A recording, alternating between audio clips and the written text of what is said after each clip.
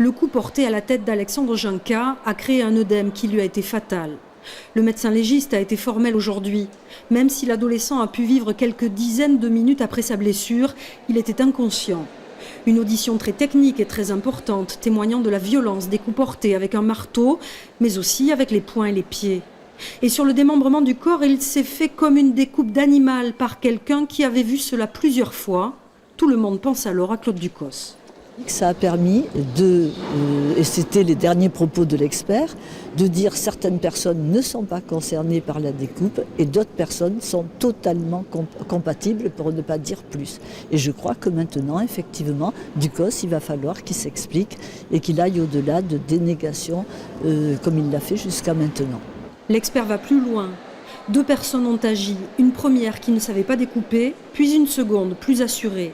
Et il insiste, le profil de Claude Ducos est concordant avec le démembreur. Dire que c'est Ducos, parce que c'est pratiquement ce qu'on a dit, c'est une devinette très simple. Qui est-ce qui a déjà vu faire et qui n'est pas professionnel? Donc dans le boxe, forcément, on a tendance à répondre Ducos. Je pense que là, il est allé un peu au-delà de ce qu'il aurait dû faire et dire aujourd'hui à la barre de ce tribunal. Quant à la digue où les morceaux ont été retrouvés, c'est selon l'expert la cachette idéale. Le corps a été camouflé soigneusement, il n'aurait jamais dû réapparaître. Et de conclure, Michael Baerel n'est pas le démembreur, j'en ai la certitude.